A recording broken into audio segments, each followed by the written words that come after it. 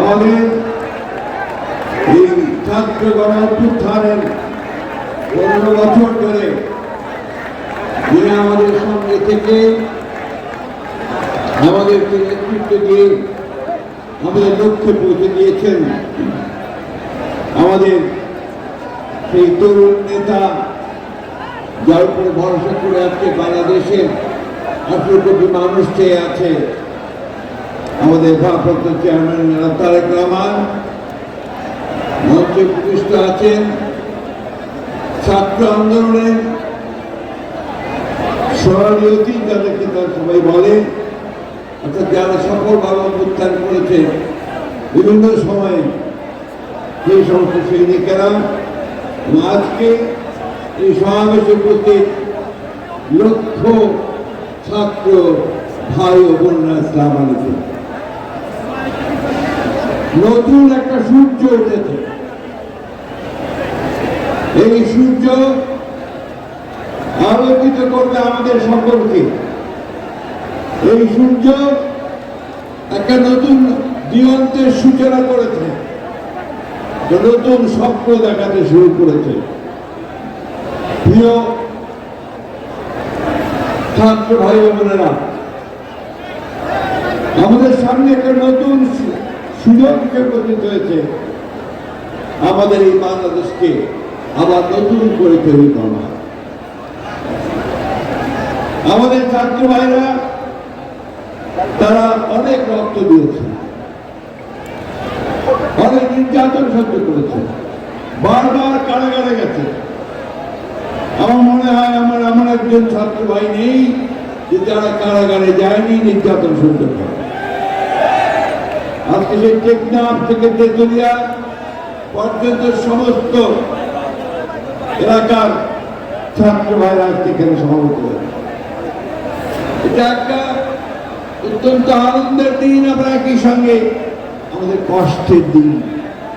আমরা 1 বছর আগে এই দিনটিতে, এই সময়টাতে আমরা আমাদের ভাইদেরকে হারিয়েছিলাম।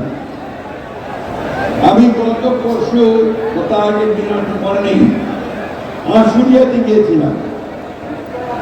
সেখানে আমাদের এই ছাত্র ভাইদেরকে পুড়িয়ে গুলি করে মেরে ফেলার পরে পুড়িয়ে মেরে ফেলা হয়েছে। ক্লাস 2 এর ছেলে গুলি করে তার মাথার খুলি উড়িয়ে দিয়েছে। সে মাথার পুড়েছে, সে মারা যায়নি, পরে সার্জারি করে তার মাথার দুটো প্লাস্টিক দিয়ে লাগিয়ে দিয়েছে।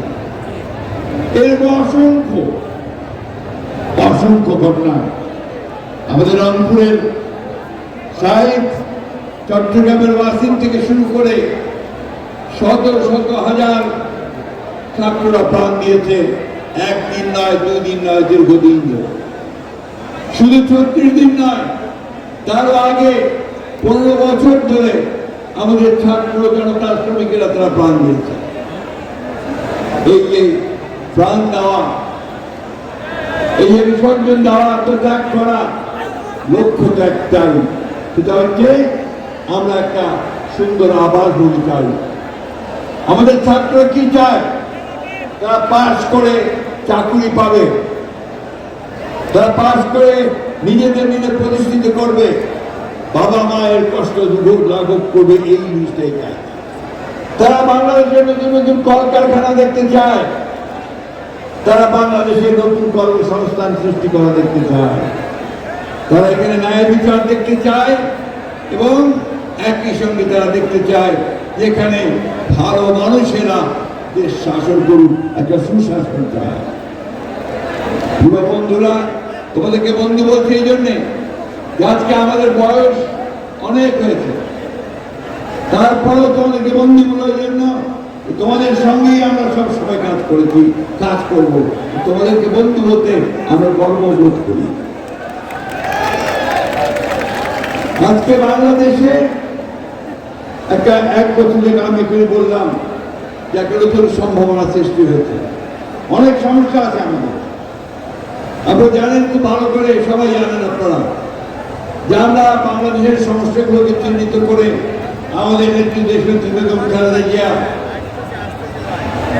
2016 সালে ভিশন ফর বাংলাদেশ 2030 দিয়েছিলেন, অর্থাৎ সেখানে তিনি বলেছিলেন যে রাষ্ট্র কাঠামোকে পরিবর্তন করা দরকার। ঠিক একইভাবে আমরা যারা আন্দোলন করছি হাসিনার বিরুদ্ধে, সরকারের বিরুদ্ধে, তখন আমরা মনে করেছি এবং আমাদের নেতা তারেক রহমান মনে করেছেন যে এইভাবে বাংলাদেশ চলতে পারে না। এই জন্য কি করেছেন, সমস্ত রাজনৈতিক দলগুলোর সাথে কথা বলেছেন, কথা বলে তিনি 31 দফা কর্মসূচি দিয়েছেন। সেই কর্মসূচির মধ্যে বাংলাদেশকে নতুন করে সাজানোর স্বপ্ন তিনি দেখেছেন। সেই স্বপ্ন ছিল যে আমার কৃষকদের কৃষি পণ্যের ন্যায্য মূল্য হবে, ধান চালের ন্যায্য মূল্য হবে, শ্রমিকদের মজুরি পাবে, ছাত্ররা পড়ার সুযোগ পাবে, স্বাস্থ্য সেবা পাবে এবং পড়াশোনা শেষ করে কাজ করার সুযোগ পাবে, কর্মসংস্থান সৃষ্টি হবে। বন্ধুগণ, আজকে সেই স্বপ্ন আমাদের তারেক রহমান সাহেব আমাদের দেখাচ্ছেন। তিনি ফ্যামিলি কার্ডের কথা বলেছেন, অন্যান্য অনেকগুলো নতুন চিন্তা ভাবনা তিনি সামনে নিয়েছেন। তিনি হয়তো কিছুটা আপনাদের সামনে তুলে ধরবেন।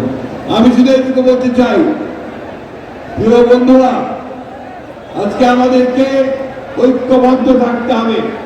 অনেক চেষ্টা করা হচ্ছে বাংলাদেশে বিভক্তি সৃষ্টি করবার। আমাদের পাশের দেশে ভারতবর্ষের হাসিনা আশ্রয় নিয়েছে, তার লোক বলেনি। সেখান থেকে সে মাঝে মাঝেই হুমকি দিচ্ছে যে তারা বাংলাদেশে আক্রমণ করবে। তা শুধু তাই নয়, এখানে তারা বিভিন্নভাবে গোলযোগ সৃষ্টি করার চেষ্টা করছে। আজকের এই সমাবেশ থেকে আমাদেরকে শপথ দিতে হবে যে আমরা কোনোদিনই আমরা হাসিনাকে আর এই দেশে রাজনীতি করার কোনো সুযোগ দিব না। শপথ দিতে হবে যে আমরা কারোর কাছে কোনো মাথা নত করবো না। আমরা আমাদের দেশকে আমরা নিজেরাই স্বয়ং সম্পূর্ণ হয়ে গড়ে তুলব। বন্ধুগণ, এটা নেতৃত্ব দিচ্ছেন আমাদের তারেক রহমান সাহেব। সেই পথই তিনি দেখাচ্ছেন, যে জন্য তিনি কি স্লোগান দিয়েছেন যে সবার আগে কি স্লোগান দিয়েছেন তিনি, সবার আগে বাংলাদেশ, তাই না? ওই বাংলাদেশকে সামনে নিতে হবে। এই দায়িত্বটা কার? এই দায়িত্ব হচ্ছে আপনাদের, এই দায়িত্ব হচ্ছে ছাত্রদের। মেধা এবং বুদ্ধিমত্তার চর্চা করে সামনের দিকে এগিয়ে যেতে হবে। মেধা ছাড়া আমরা সামনে দিতে পারবো না। জ্ঞান বিজ্ঞানের চর্চা, মেধার চর্চা, এর মধ্যে দিয়ে আমাদের সামনের দিকে এগোতে হবে। আমাদের সামনে এখন লড়াই যে বাংলাদেশে একটা গণতান্ত্রিক রাষ্ট্র প্রতিষ্ঠা করা। আমরা সেই লক্ষ্যে গিয়ে চলেছি। আমাদের নেতা তারেক রহমান সাহেব দিল্লিতে বসে প্রধান উপদেষ্টা প্রফেসর মোহাম্মদ ইউনূসের সঙ্গে আলোচনা করে নির্ধারণ করেছেন ফেব্রুয়ারি মাসে নির্বাচন হবে। গোটা বাংলাদেশের মানুষ অপেক্ষা করে আছে এই ফেব্রুয়ারি মাসে নির্বাচন হবে। তার আগে গোটা বাংলাদেশের মানুষ অপেক্ষা করে আছে আমাদের নেতা তারেক রহমান সাহেব দেশে ফিরে আসবেন, তাই না? আমরা সবাই চাই না? উনি আসবেন, আমাদের নেতৃত্ব দিবেন, আমাদের পথ দেখাবেন। বন্ধুরা, আসুন আজকে আমরা এই শপথ গ্রহণ করি যে আমরা সবাই ঐক্যবদ্ধ হয়ে আমরা তারেক রহমান সাহেবের নেতৃত্বে আমরা এই দেশকে সত্যিকার অর্থে শহীদ প্রেসিডেন্ট জিয়াউর রহমানের যে স্বপ্ন ছিল, দেশের খালেদা জিয়ার যে স্বপ্ন, সেই স্বপ্নগুলোকে আমরা বাস্তবায়িত করি। একটা সত্যিকার অর্থে একটা সুখী, সুন্দর, সমৃদ্ধ বাংলাদেশ, গণতান্ত্রিক বাংলাদেশ নির্মাণ করি। এই কথা বলে আমাদের সবাই আবারও ধন্যবাদ অভিনন্দন জানিয়ে বক্তব্য শেষ করছি। আসসালামু আলাইকুম, খুদা হাফেজ। বাংলাদেশ জিন্দাবাদ, বাংলাদেশ জাতীয়তাবাদী ছাত্র দল জিন্দাবাদ, শহীদ জামানুর দেশনেত্রী বেগম খালেদা জিন্দাবাদ, তারেক রহমান জিন্দাবাদ, শহীদ স্মৃতি অমর হোক।